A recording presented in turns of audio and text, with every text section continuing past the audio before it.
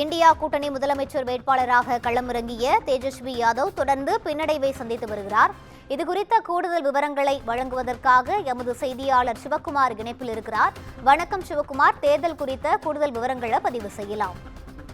நடந்து முடிந்த பீகார் சட்டமன்ற தேர்தலோட வாக்கு எண்ணிக்கையானது காலை 8 மணிக்கு துவங்கிச்சு.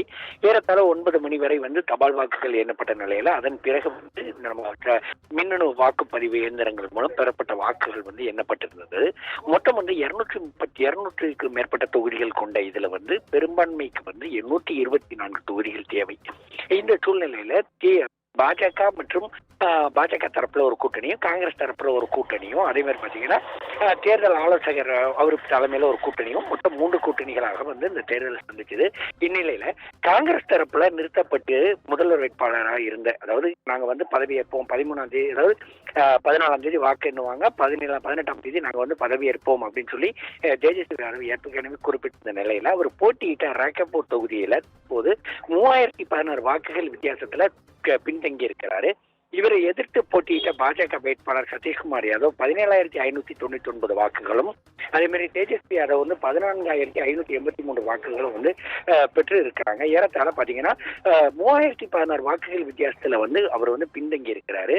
தற்போதைய நிலவரப்படி மொத்தமுள்ள 243 தொகுதிகளில் பிஜேபிக்கு 81 இடங்கள்லையும், ஜேடியுக்கு 80 இடங்கள்லையும், எல்பி அதாவது லோக் ஜனதா பார்ட்டிக்கு 23 இடங்கள்லையும், மற்றவர்கள் 6 இடங்களையும், அதாவது இந்த பாஜக கூட்டணியில் உள்ள இடங்கள்ல 190 இடங்கள்ல முன்னணியில இருக்கிறாங்க.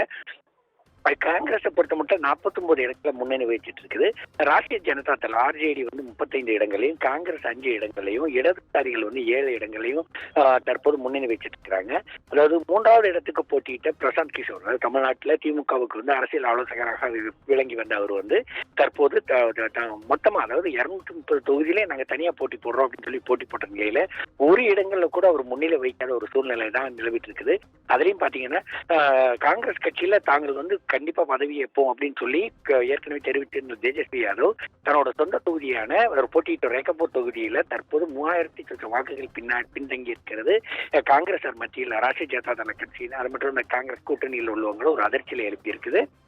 தொடர்ச்சியாக தற்போது வரை அந்த பீகார் தேர்தல் முன்னிறுத்தி பாஜகவே ஆட்சியை கைப்பற்றக்கூடிய ஒரு சூழ்நிலை தான் நிலவிட்டு இருக்குதுங்க.